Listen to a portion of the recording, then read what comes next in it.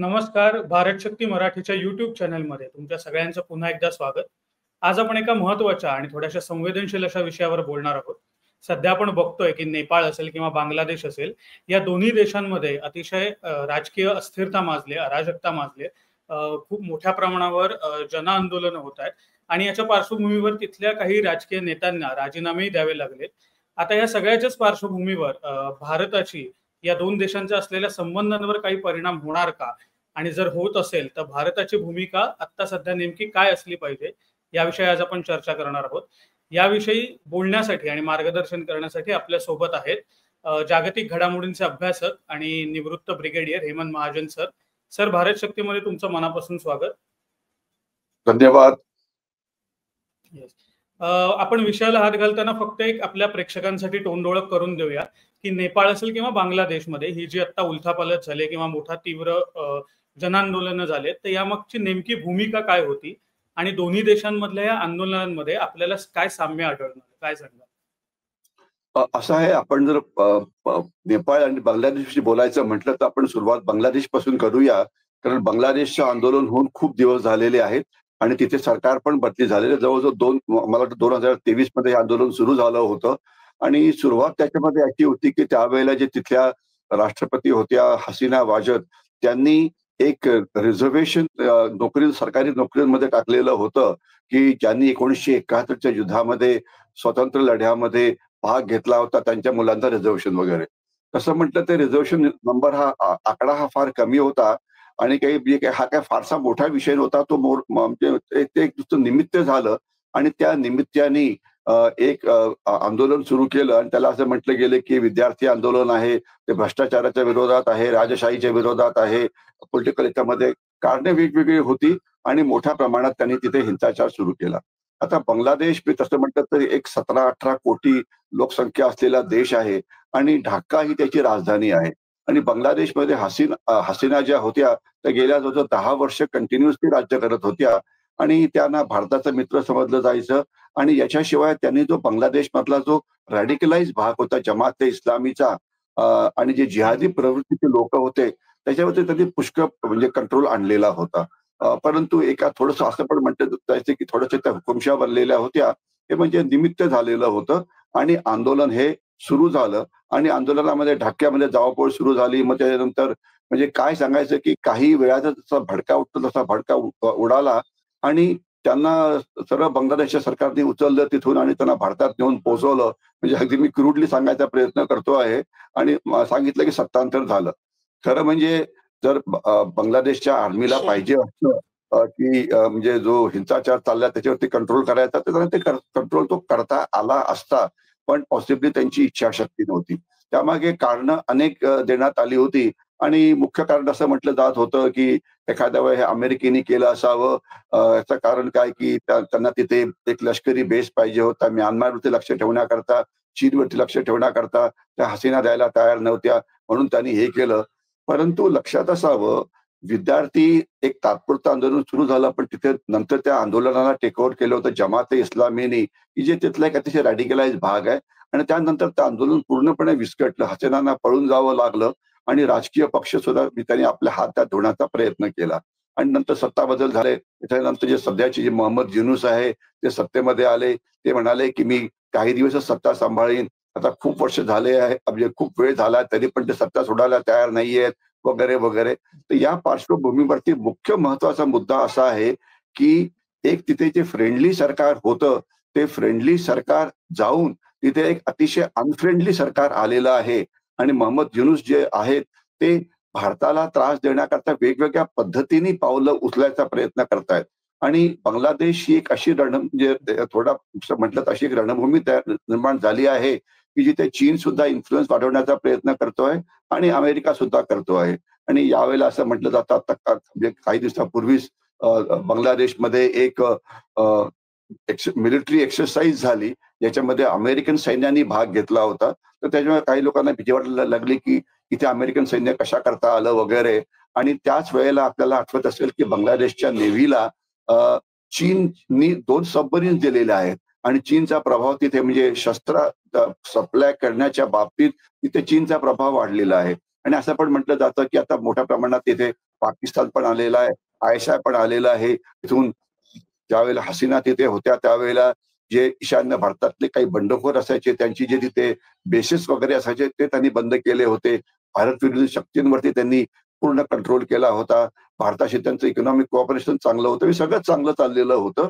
आणि अशा वेळेला आता घडी ती विस्कटलेली आहे आणि तिथे जे सरकार आलेलं आहे हे डेफिनेटली भारत विरोधी आहे. मी तसं म्हटलं तर तिथे काय घडलं आणि नेपाळमध्ये काय घडलं त्याला एक्झॅक्टली कंपेअर करता येत नाही. परंतु तिथे रॅडिकलाइज पार्टीनी जमात इस्लामीने आंदोलन आपल्या हातात घेतलं. तिथे मुख्य प्रॉब्लेम काय की तिथे हिंदूंची संख्या जी आहे म्हणजे एक लोकसंख्येच्या जवळजवळ 8-9% एवढी मानली जाते.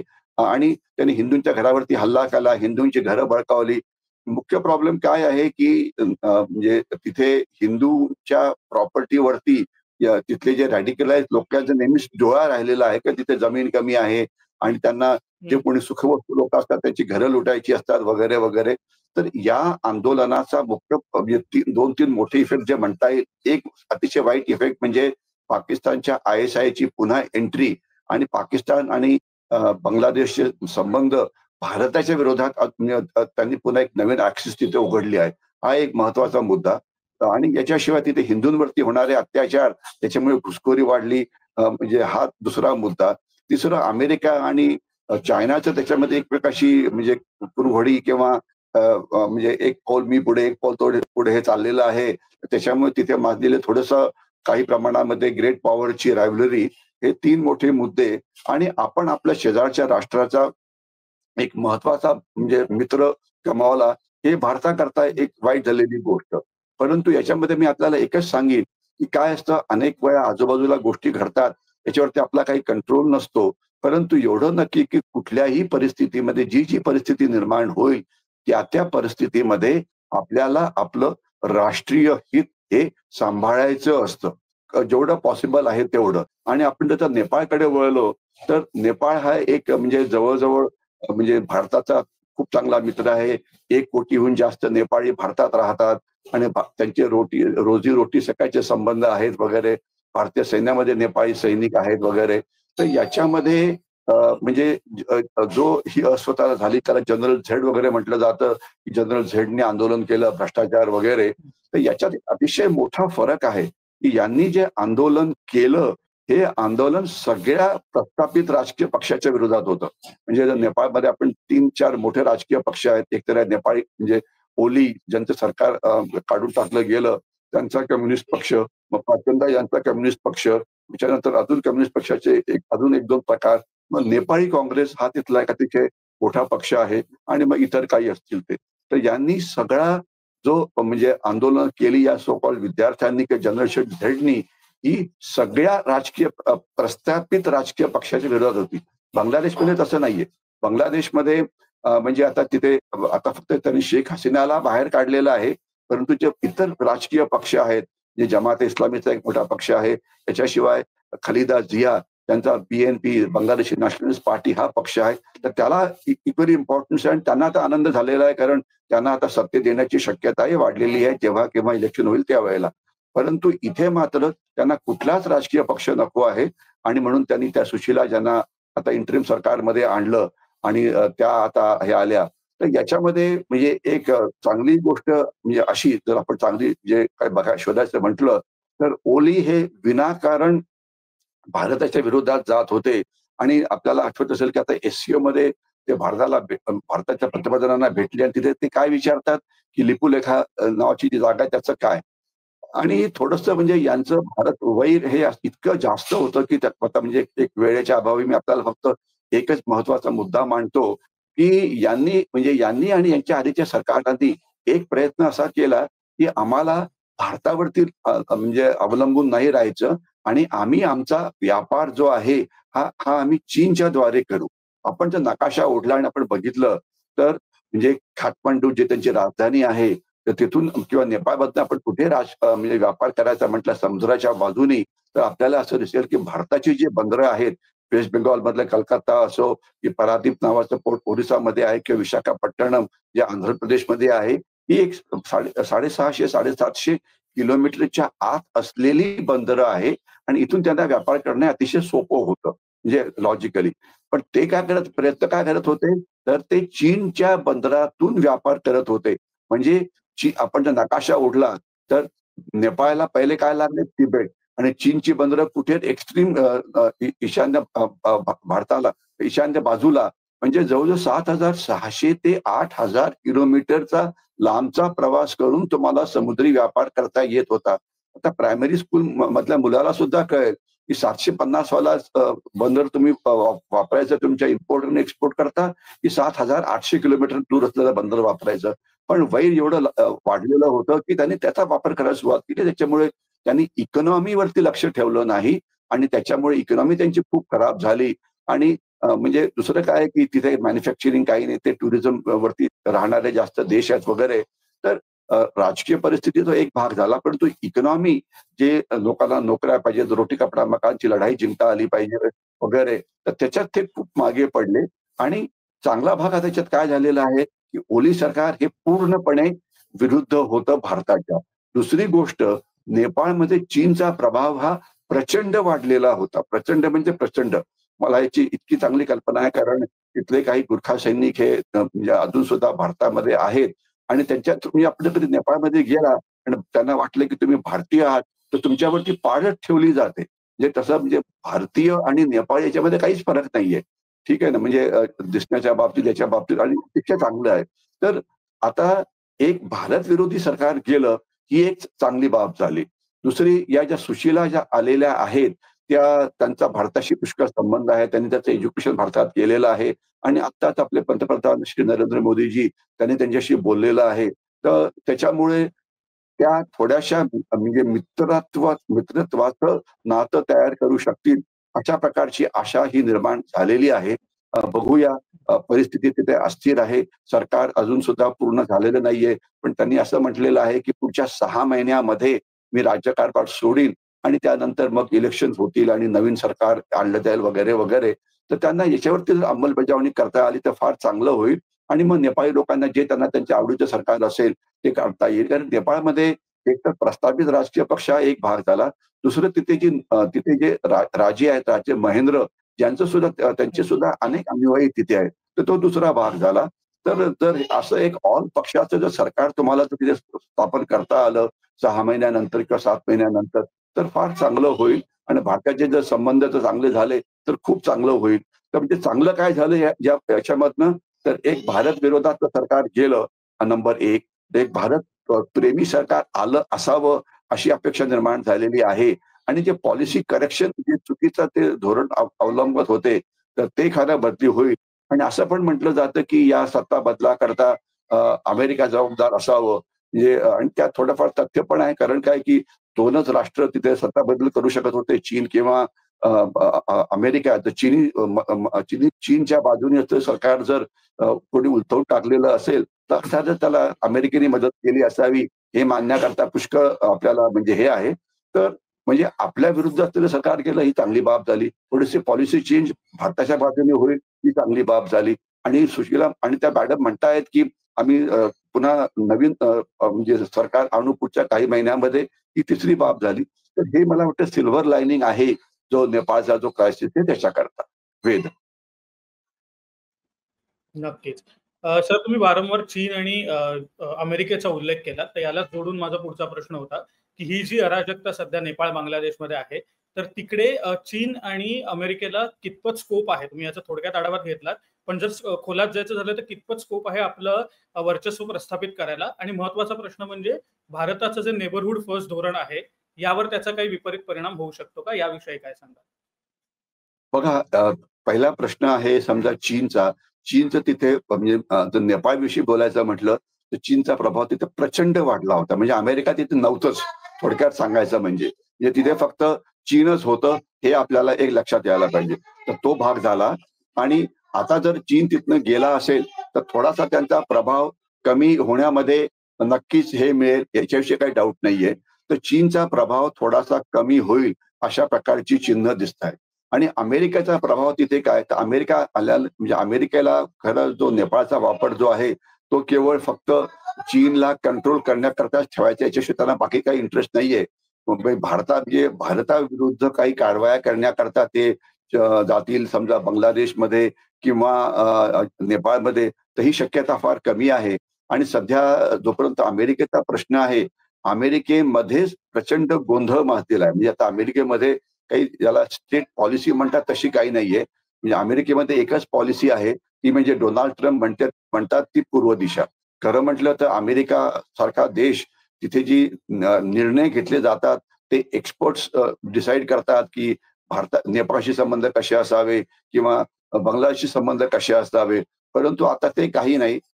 डोनाल्ड ट्रम्प जे त्यांचे राष्ट्रपती आहेत, त्यांच्याविषयी बोलायचं म्हटलं तो एक वेगळाच विषय होईल. तर ते कोणालाही काही म्हणजे विचारत नाही आणि ते स्वतःच ते ठरवतात की आपण कुठल्या देशाशी कसं वागायचं.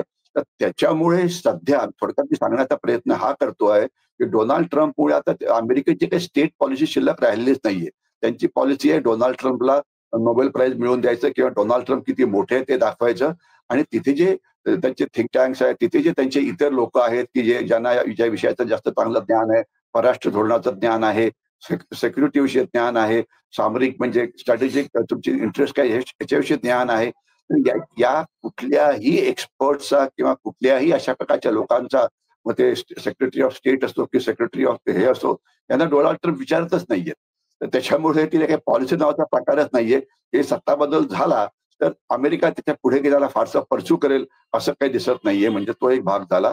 फक्त म्हणजे मला म्हणजे अमेरिका तिथून आपल्याला भारताच्या विरोधात काय कारवाई करेल ही शक्यता फारच कमी आहे. पण चीनचा मात्र जर प्रभाव तिथे कमी झाला तर काय माहितीये का, चीन म्हणजे मुख्य नेपाळ आणि भारतामध्ये प्रचंड प्रमाणामध्ये इकॉनॉमिक म्हणजे आर्थिक संबंध निर्माण होऊ शकतात.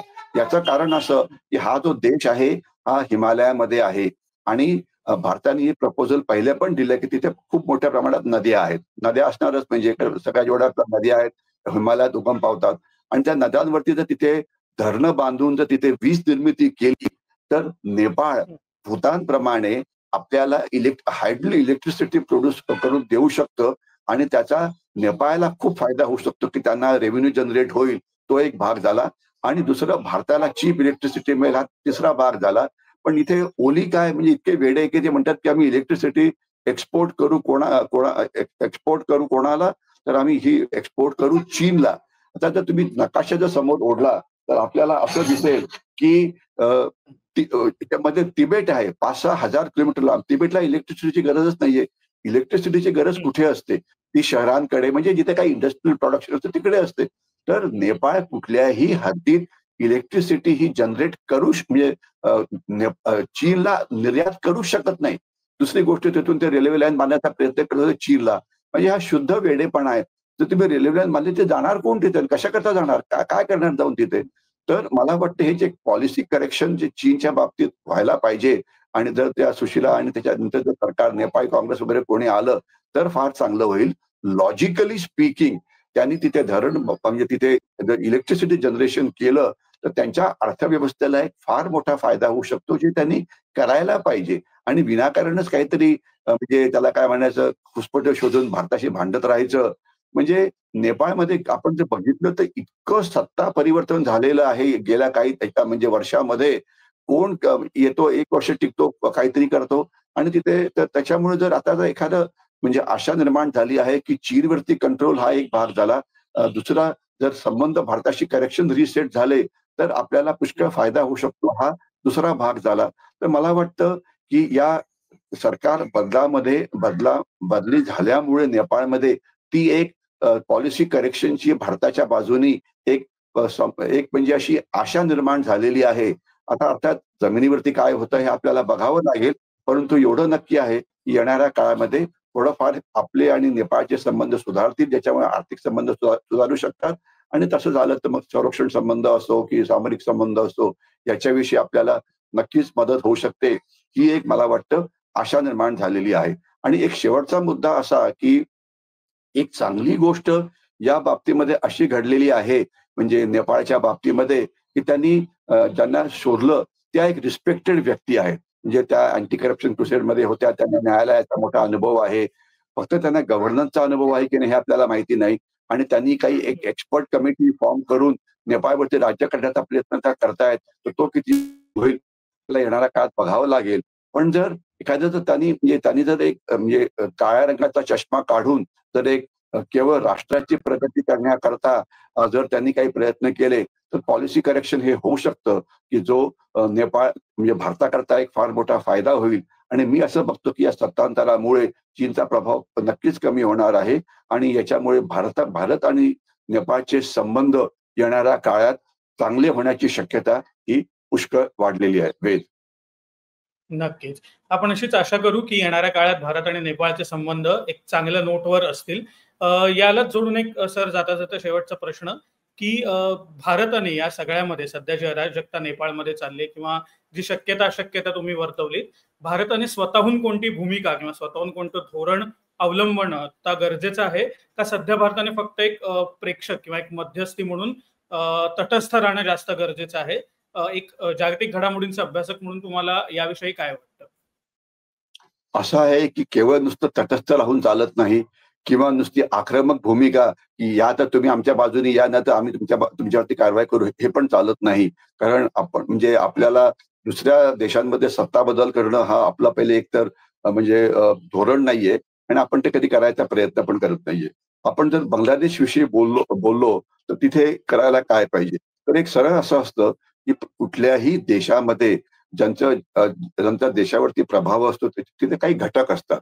तर या सगळ्या घटकांशी आपण चांगले संबंध प्रस्थापित करायला पाहिजे. उदाहरणार्थ स्पेसिफिकली बांगलादेशमध्ये जे सैन्य आहे ते एक पॉवरफुल घटक आहे. तर त्या सैन्याशी आपली अतिशय चांगली मैत्री आहे आणि ती अजून जास्त आपण चांगली ठेवायला पाहिजे. तो एक भाग झाला. दुसरं, आता इलेक्शनमध्ये ते म्हणतात, की हसीनांना मी इलेक्शनमध्ये भाग घेऊ देणार नाही आणि पण मग तसं झालं तर एखाद्या वेळेला जमाते इस्लामी इलेक्शनमध्ये भाग घेईल, बीएनपी म्हणजे बांगलादेश नॅशनलिस्ट पार्टी याच्यामध्ये भाग घेईल. त्याच्यामध्ये बीएनपीशी खलेदा जियाशी आपले संबंध होते. तर जे इतर राजकीय पक्ष आहेत त्यांच्याशी सुद्धा आपण संबंध प्रस्थापित करायला पाहिजे आणि मला खात्री आहे, की ट्रॅक टू डिप्लोमसी मध्ये अशा प्रकारचे इतर राजकीय पक्ष यांच्याशी संबंध आपण प्रस्थापित करायचा प्रयत्न करतो आहे. बांगलादेशमध्ये फक्त जमातीशी संबंध एस्टॅब्लिश करणं हे थोडा हा एक अतिशय डिफिकल्ट वाला भाग आहे. म्हणजे तिथले जे इम्पॉर्टंट घटक आहेत त्या सगळ्यांशी आपण संबंध प्रस्थापित करतो आहे. तर ज्याच्यामुळे आता तिथे पण म्हणतात, की डिसेंबर जानेवारीच्या पुढे इलेक्शन होईल. एखाद्या वेळेस बीएनपी जिंकेल अशा प्रकारचं भविष्य सध्या वर्तवलं जातं आहे. तर जो कोणी जिंकेल तिथे तर त्या सगळ्यांशी आपले प्रस्थापित संबंध आपण आत्तापासूनच करायला पाहिजे आणि मला खात्री आहे, किंवा मी अतिशय तुम्हाला छातीवरती हात ठेवून सांगू शकतो, की आपण या सगळ्या घटकांशी आपले संबंध जे आहेत ते प्रस्थापित केलेले आहेत. म्हणजे एच्या ऐवजी बी जिंकला, बीच्या ऐवजी सी जिंकला, तरी पण आपलं त्यांच्याशी वर्केबल रिलेशन तर कमीत कमी राहतील. एकदम जर आपल्याला जर पुन्हा हसीना सरकारमध्ये आलं तर फारच चांगलं होईल. पण तो एक सोडून द्या. पण जे कोणी येतील तर आपले संबंध ऍटलिस्ट चांगले राहतील आणि पाकिस्तानचा प्रभाव तिथे वाढू देणार नाही आणि चीनचा प्रभाव सुद्धा वाढू देणार नाही ही शक्यता नक्कीच आहे. आणि आपण नेपाळकडे ज्यावेळेला बघतो तर नेपाळमध्ये सुद्धा नेपाळच्या सैन्याशी आपले खूपच संबंध आहे. इनफॅक्ट नेपाळचे जे चीफ ऑफ नेपाळी आर्मी होते त्यांच्या बरोबरच त्यांनी इंडियन मिलिटरी अकॅडमीमध्ये ट्रेनिंग केलेलं आहे आणि अतिशय चांगले मित्र आहेत. तर त्यांच्याशी आपले चांगले संबंध आहेत. याच्याशिवाय याच्याशिवाय तिथे जे इतर पॉलिटिकल पार्टीज आहेत त्यांच्याशी आपण आपल्या वेगवेगळ्या पद्धतीने संबंध आपण पुन्हा एस्टॅब्लिश करण्याचा प्रयत्न करतो आहे. तर म्हणजे थोडक्यात म्हणायचं असं, की प्रत्येक त्या देशातले जे महत्वाचे घटक असतात या सगळ्या महत्वाच्या घटकांशी आपण संबंध प्रस्थापित वर्केबल रिलेशनशिप राहायला पाहिजे, संबंध राहायला पाहिजे. त्याच्यामुळे तिथे समजा दुसरा कुठला पक्ष राज्यकारभार करण्याकरता आला, आपल्याला जर म्हटलं तर आपल्याकडे सर्वात चांगलं काय, तिथे नेपाळी काँग्रेस नावाचा पक्ष आहे. तो अतिशय चांगला पक्ष होता. त्याच्याशी आपले संबंध खूप चांगले होते. किंवा ज्यांचं राजेशाहीच्या बाजूने जे होते ते पक्ष त्यांच्याशी आपले संबंध खूप चांगले होते. परंतु आपण सगळ्या इतर राजकीय पक्षांशी सुद्धा एक ट्रॅक टू डिप्लोमसीच्या पद्धतीने आपण ते संबंध प्रस्थापित करतो आहे. म्हणजे असं समजू नका, की आज तुम्ही आणि आम्ही विचार केला आणि मग सरकारने आपलं ऐकून उद्यापासून काम सुरू केलं, तसं नाही. की सरकारला याची कल्पना असते आणि आपल्याला कुठल्याही परिस्थितीला तोंड देण्याकरता जे वेगवेगळ्या प्रकारचे जे मी शब्द वापरेन बुद्धिबळाचे जे डावपेच वापरावे लागतात ते आपण नक्कीच वापरतो आहे. आणि याच्यामध्ये आपण एक त्याला काय म्हणायचं, की एकदम जास्त असं आपलं तिथे प्रेझेन्स दाखवू शकत नाही. एक उदाहरण द्यायचं म्हटलं की तुम्हाला आठवत असेल की 80च्या दशकामध्ये ज्या वेळेला मालदीवमधलं सरकारवरती तिथे काही एका गटाने हल्ला करून ते सरकार बदली करायचा प्रयत्न केला, तर भारतीय सैन्याची पॅरा ब्रिगेड तिथे गेली होती आणि आपण तिथे मिलिटरी इंटरव्हेन्शन केलं. किंवा दुसरं आपल्याला आठवत असेल की 1971च्या युद्धामध्ये ज्यावेळेला 1 कोटी बांगलादेशी हे भारतात आले, तर त्यावेळेला आपण युद्ध करून पाकिस्तानचे 2 तुकडे केले होते. म्हणजे आपण मिलिटरी फोर्स हा 71 साली वापरलेला होता हे आपल्याला आठवत असेल. आपण मिलिटरी फोर्स हा म्हणजे म्हणजे पुन्हा मालदीवच्या विरोधात वापरलेला होता. तर तशा प्रकारचा आता मिलिटरी फोर्स हा वापरणं ही शक्यता फारच कमी झालेली आहे. याचं मुख्य कारण असं आहे की चीनची वाढलेली ताकद आणि सध्या म्हणजे इतका गोंधळ आहे म्हणजे मी हे आता आपल्याला थोडंसं विषयांतर पण सांगू शकतो की आपण आता नेपाळ आणि बांगलादेश या विषयावरती आपण बोलतो आहे कारण हे आपली शेजारची राष्ट्र आहे म्हणून. परंतु आपल्याला कल्पना असेल की आज जवळ-जवळ 34 देशांमध्ये युद्ध सुरू आहे. 34 देश. ठीक आहे. आपण फक्त युक्रेन वॉरविषयी बोलतो किंवा इस्रायल हमास वॉरविषयी बोलतो, पण 34 देशात युद्ध सुरू आहे. आज जवळ-जवळ 60-70 देशामध्ये सत्ता बदल होत आहेत. आणि तुम्हाला मी एकच उदाहरण देतो, की सत्ता बदल झाला कुठे? जपानमध्ये. हे जपान काही एक असं काही नेपाळसारखं छोटं राष्ट्र नाहीये. जपान हे नंबर 5 ची इकॉनॉमी आहे. अतिशय पॉवरफुल राष्ट्र आहे. पण गेल्या 5 वर्षात जपानमध्ये 5 वेळा सत्तांतर झालं. आणि आणि त्याच्यामध्ये जपानमध्ये कोण राज्य करताय माहीत आणि जपानमध्ये सत्ता बदल होणं किती वाईट. ऑस्ट्रेलियामध्ये गेल्या 5 वर्षात 5 वेळा झालेला आहे. ऑस्ट्रेलिया काही लहान देश नाहीये. त्याच्याशिवाय युरोपमध्ये फ्रान्स हा अतिशय मोठा देश आहे. म्हणजे युरोपमध्ये ज्या 3 मोठे देश आहेत, 3 मोठे ज्या इकॉनॉमी आहेत, त्याच्यामध्ये म्हणजे जनरली जर्मनीला नंबर 1 मानलं जातं, फ्रान्सला नंबर 2 मानलं जातं, इंग्लंड नंबर 3 वरती येतो वगैरे. तर फ्रान्समध्ये दरवर्षी झालं की सत्ता बदल होत आहेत, तिथे रस्त्यावरच्या माणसांना मारतायत. म्हणजे त्याचं त्याचं काय? आणि आपण ज्यावेळेला हे बोलतो आहे, तर मला तर म्हणजे एकाने विचारलं होतं, तर म्हणजे काय आपण करायला काय पाहिजे? तर म्हणजे आता आपण नेपाळी लोकांना आणि बांगलादेशी लोकांना सांगायला पाहिजे, की जसा राज्यकारभार भारतामध्ये चांगला चालवला जातो, तसा तुम्ही राज्यकारभार करा. जसा भारत आमची अर्थव्यवस्था मजबूत करतो आहे, तशा प्रकारे तुम्ही अर्थव्यवस्थेवरती लक्ष ठेवा. जसं भारतामध्ये प्रचंड प्रमाणामध्ये ट्रान्सपरन्सी आहे आणि इन्स्टिट्यूशनल रिफॉर्म्स हे प्रचंड झालेले आहेत. म्हणजे आज भारत नंबर 4 ची अर्थव्यवस्था झाला आहे आणि पुढच्या काही महिन्यामध्ये नंबर 3 वरती पोहोचण्याची शक्यता आहे. तर मला वाटतं नेपाळनी आणि आपल्या बांगलादेशनी आपली पॉलिसी फॉलो करायला पाहिजे, ज्यामुळे आपण एवढा प्रचंड महाकाय देश असून सुद्धा आपल्या समोर असणारी आव्हानं प्रचंड असून सुद्धा आपण सगळी ती आव्हानं कंट्रोल केलेली आहेत आणि आपल्या देशाची प्रगती ही प्रचंड केलेली आहे. तर भारतीय मॉडेल नेपाळनी फॉलो करायची गरज आहे. भारतीय मॉडेल बांगलादेशची करायची हे आहे. आपल्याला हे नेपाळची काळजी नाही, बांगलादेशची काळजी नाही. परंतु आपल्याला जी आपल्या विरोधात जी ॲक्सिस आहे पाकिस्तान म्हणजे पाकिस्तान तर एक नुसतं प्रॉक्सी झालं, परंतु चीन, पाकिस्तान, चीन आणि त्यांचे समर्थक जे भारतात आहेत आणि जे भारताच्या बाहेर आहेत, तर त्यांच्यापासून आपल्या राष्ट्रीय हितांचं रक्षण कसं करायचं, हे आपल्यासमोर एक मोठं आव्हान आहे. कारण या आव्हानामध्ये म्हणजे चीनच्या बाजूने जायचं की अमेरिकेच्या बाजूने जायचं. तर म्हणजे मी एका डिस्कशनमध्ये सांगितलं होतं की आपल्यासमोर 2 खराब ऑप्शन्स आहेत. चीनच्या साइडला जायचं की अमेरिकेच्या. तर याच्यामध्ये उत्तर असं आहे की थोडंसं चीनच्या बाजूने, थोडंसं अमेरिकेच्या बाजूने जिथे-जिथे आपल्याला आपण राष्ट्रीय हित आपलं जपू शकतो. म्हणजे आता अमेरिकेचं म्हणजे टॅरिफ वॉरमुळे 65 अब्ज डॉलर्सचं आपलं सामान विक्री कमी होणार आहे. तर त्याकरता तर चीनमध्ये मार्केट फार चांगलं होईल. युरोपियन युनियनमध्ये मार्केट खूप चांगलं होईल. परंतु या सगळ्यापासून धडा आपल्याला एवढाच आहे, की सुरक्षा व्यवस्था मजबूत करण्याकरता आपलं सैन्य तर तयार असतंच, परंतु अंतर्गत सुरक्षेची जी आव्हानं आहेत, त्याच्यावरती आपण कायमचं लक्ष ठेवायला पाहिजे आणि कुठला मोठा प्रॉब्लेम तयार झाला, तर त्याच्या विरोधात करायचं काय, हे आपल्याला बऱ्यापैकी माहिती आहे.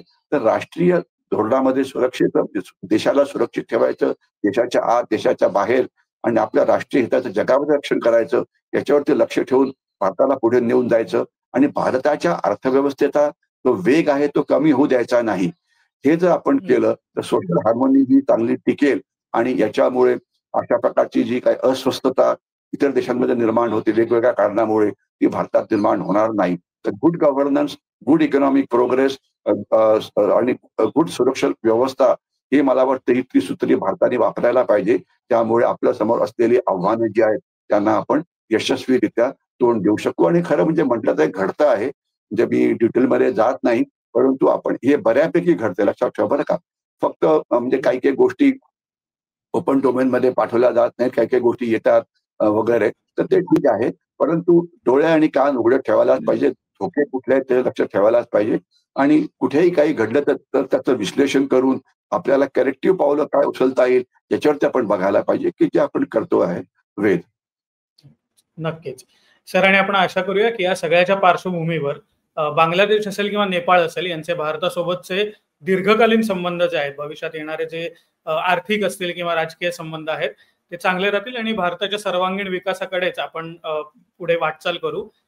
सर तुमचं मनापासून धन्यवाद, की तुम्ही आज भारत शक्तीमध्ये आलात आणि आमच्या प्रेक्षकांना या विषयावर इतकं सखोल आणि सोप्या शब्दात मार्गदर्शन केलं, माहिती दिली. त्यासाठी पुन्हा एकदा तुमचं मनापासून धन्यवाद. धन्यवाद आणि जय हिंद.